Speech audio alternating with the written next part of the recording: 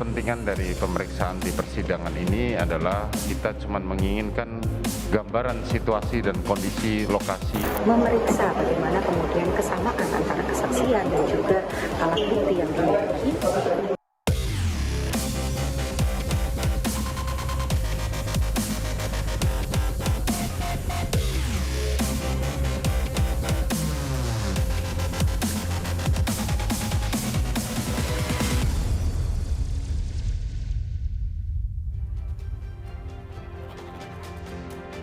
Bertemu kembali saudara, rumah Verdi Sambo dibuka untuk kepentingan persidangan. Sekali lagi saya sampaikan untuk poin yang ini, jurnalis Kompas TV Niputu Trisnanda menjadi satu-satunya reporter.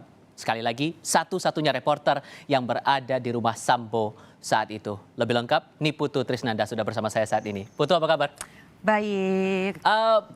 Saat Anda berada di sana memantau hakim mengecek 2 TKP, hanya ada satu yang dibuka.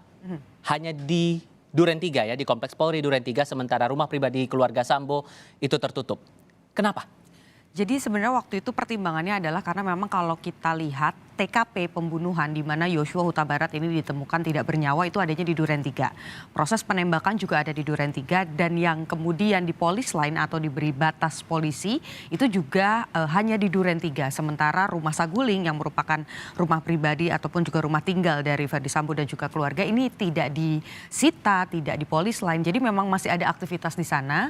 Kemudian juga anak-anak dari Verdi Sambo itu juga berada di sana. Jadinya memang sidangnya dilakukan secara tertutup. Tetapi karena kalau yang di Duren 3 ini merupakan satu area yang berhubungan langsung dengan penembakan atau kasus perkara pembunuhan berencana sehingga itu dibuka kepada publik dan kami media itu diperkenankan untuk masuk meskipun hanya beberapa saja. Alasan privasi ya yang menjadi dasar kenapa kemudian kawasan Saguling ini sidangnya tertutup. Betul. Sidang di tempat istilahnya yang berlangsung tertutup saat itu.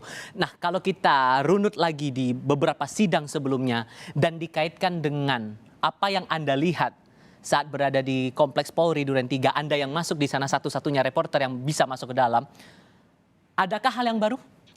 Sebetulnya ini tentu semua halnya menjadi baru untuk saya karena bahkan ini kan menjadi sorotan bagaimana kemudian banyak sekali masyarakat Indonesia yang penasaran sebetulnya seperti apa kondisi di Duren 3 khususnya, ruangannya seperti apa. Kita tahu selama proses proses di ruang sidang juga ada perdebatan antara kesaksian Eliezer dan juga Sambo. Jadi ketika masuk ke sana yang kemudian berbeda dari apa yang saya pikirkan adalah bagaimana kemudian ternyata denah rumahnya itu sangat kecil, sempit dan juga interaksi dan lain sebagainya itu sebetulnya bisa terlihat dengan sangat mudah kalau kita berada di area ruang tamu di mana Yosua Huta Barat ditembak ya. Oke, kita coba putarkan kalau begitu untuk visual awal saat hakim pertama kali tiba di TKP tempat kejadian perkara di Kompleks Polri Duren 3 Jakarta Selatan. Ini visual saat hakim berada di taman. Apa yang bisa Anda jelaskan dari visual ini?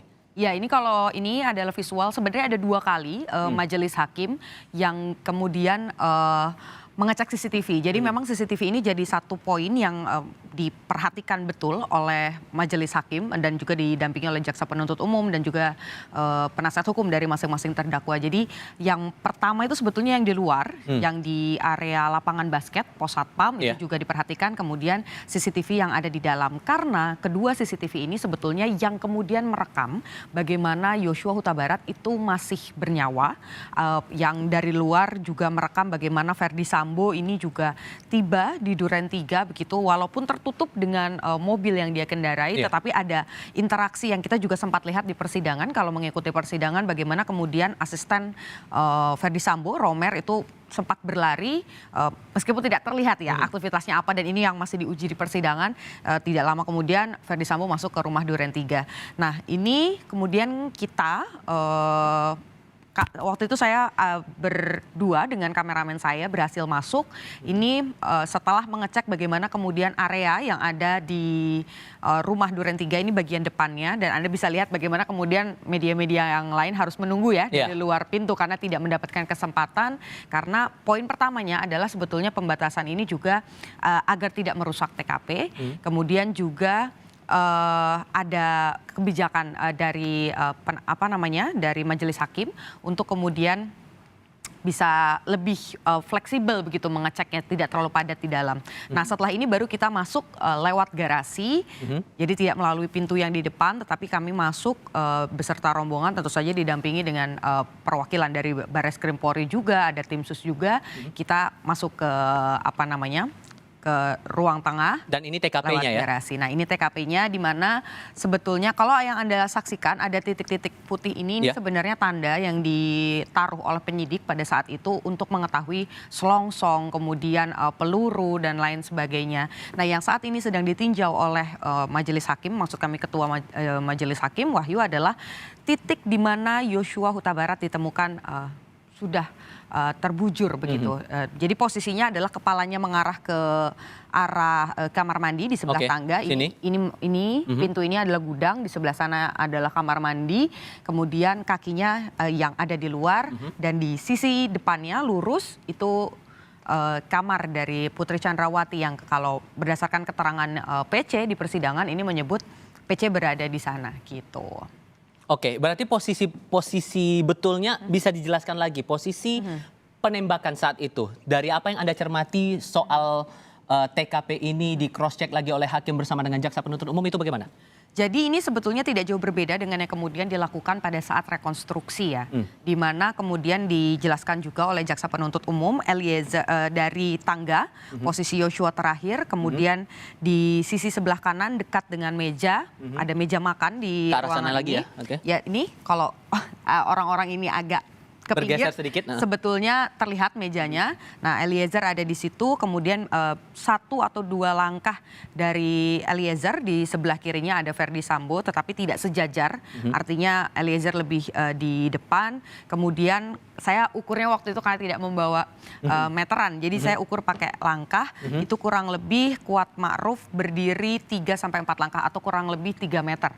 2 atau 3 meter dari Richard Eliezer, baru ada Ricky Rizal. Nah, kalau berdasarkan keterangan dari Eliezer, setelah Eliezer menembak dengan menutup mata, kemudian Ferdi Sambo yang tadinya ada di belakang maju beberapa langkah dan memberikan tembakan terakhir yang tidak tahu arahnya kemana karena memang Eliezer tidak melihat karena Ferdi Sambo posisinya jadi ada di depan Eliezer. Tetapi kalau versinya Ferdi Sambo ini menyatakan bahwa memang posisinya seperti itu, tetapi Ferdi Sambo tidak menembak sama sekali. Oke, sempat disinggung juga soal jarak ini oleh hakim saat sidang Eliezer kemarin itu. Disebutkan antara jarak tembak antara Eliezer dengan korban ini jaraknya 2 meter dan itu sempat diukur juga di TKP saat itu? Saya pada saat itu tidak melihat apakah kemudian digunakan meteran ya secara resmi berapa jaraknya. Tetapi yang kemudian dicoba diperhatikan oleh jaksa kemudian juga majelis hakim adalah dengan posisi ini kan ada meja-meja makan ya. Ada meja makan, kemudian ada kamar dari Putri Chandrawati. Setelah itu tadi juga ada posisi berdiri para terdakwa. Nah ini posisinya sangat dekat sekali. Jadi yang kemudian disoroti hakim adalah apakah perbincangan di antara terdakwa ini bisa terdengar atau tidak dari kamar Putri Chandrawati. Jadi itu yang kemudian diperhatikan. Saya sayup-sayup begitu mendengar bahwa majelis hakim juga menilai harusnya terdengar begitu ya karena ini posisinya memang cukup dekat, terus kemudian aktivitasnya sebetulnya bisa terlihat. Kecuali memang kita berada persis di belakang orang tersebut, saya tidak bisa memperhatikan ya apa yang kemudian dilakukan. Tetapi kalau posisinya seperti yang tadi, saya bisa melihat bagaimana pergerakan tangan, maju kiri, maju kanan gitu sebetulnya bisa terlihat. Oke, nanti di sesi berikutnya saya juga mau tahu, karena kan terakhir kali disampaikan oleh majelis hakim tidak ada pembelaan, tidak ada pembuktian saat hakim berada di TKP ini.